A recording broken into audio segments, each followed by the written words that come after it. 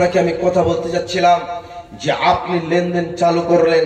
শুনুন, আপনি যেমন মুসলমানের জন্য যেমন কুকুরের পায়খানা খাওয়া হারাম, মুসলমানের জন্য যেমন শুকুর খাওয়া হারাম, মুসলমানের জন্য যেমন কুত্তা খাওয়া হারাম, তেমন মুসলমানের জন্য পরের টাকা খাওয়া হারাম।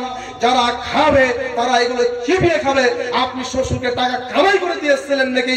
আপনাকে 24 ঘন্টার মধ্যে টাকা ব্যাগ দিয়ে আসতে হবে। আপনার এই টাকা খেয়ে ইবাদত কি করে কবুল করতে হয়, কিয়ামতের দিন আপনাকে নেকি দিয়ে শোধ করতে হবে। আপনাকে দিতে হবে, এই কথাই চূড়ান্ত। আপনাকে দিতে হবে, এই কথাই চূড়ান্ত। কিয়ামতের দিন আপনি প্রস্তুত থাকুন, আপনি তৈরি থাকুন, আপনাকে শোধ করতে হবে। না তো আজই আপনি আপনার শ্বশুরকে টাকা ঘুরিয়ে দিয়েছেন, বাইক যে নিয়েছেন গ্ল্যামার, ওই বাইকের টাকাটা ঘুরিয়ে দিয়েছেন। আপনি কা পুরুষকে, আপনার পুরুষের ক্ষমতা নেই, আপনি বিয়ে করলেন কেন? আপনি কি প্রয়োজন হলে চকলেট বিক্রি করে খাবেন, প্রয়োজন হলে আপনি কলা বিক্রি করে খাবেন, এটাও সম্ভব না হলে আপনি কালকে বাংলা স্ট্যান্ডে বসবেন, থালা নিয়ে ভিক্ষা করে খাবেন, তবুও কোনো টাকা নিয়ে খাবেন না। শুনুন, এই টাকা খেয়ে আপনার ইবাদত কবুল হবে না, এই কথাই ঠিক। আপনার এই টাকা খেয়ে ইবাদত কবুল হবে না, এই কথাই চূড়ান্ত। কেন?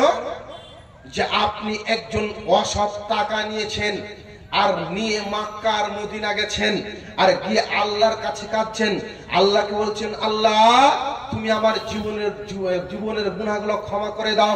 আপনি বলছেন তুবু ইলাল্লাহি তাওবাতান নাসুহা, আপনি একবারে খালেস অনুশোচনা করছেন। কিন্তু ওই যে আপনি বান্দার হক নষ্ট করেছেন। আপনি গোবরার হাট গেছিলেন, আর গোবরার হাট গিয়ে আপনি একজনের টাকাকে, 1 কিলো সবজিকে আপনি আপনার গায়ের জোরে, অথবা 1 কেজি আপনি শসাকে গায়ের জোরে ক্ষমতা দেখিয়ে, অথবা আপনি 1 বিঘত জমি, আপনার জমির পাঞ্জরে একজন নরম মানুষের জমি ছিল, আপনি 1 বিঘত জমি তার আত্মসাৎ করেছেন, আর আত্মসাৎ করে ওই টাকা আপনি খেয়েছেন। আর টাকা খেয়ে আপনি আল্লাহর কাছে ডুকরে ডুকরে কাঁদছেন।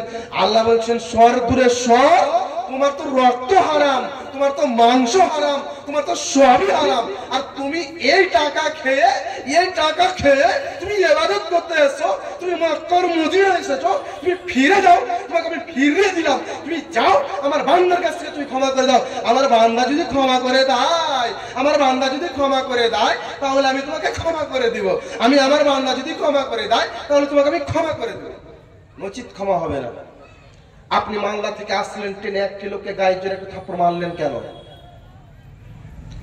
কেন? ওই লোকটি আপনার প্রতি দুঃখিত যে আপনি তার কাছে ক্ষমা নিতে পেরেছেন। আপনি কি তার কাছে মাপ নিতে পেরেছেন? কিয়ামতের ওই লোকটা দাঁড়াবে, সেদিন কি করবে? ওই যে আপনার বাড়িতে পশ্চিম প্রতিবেশী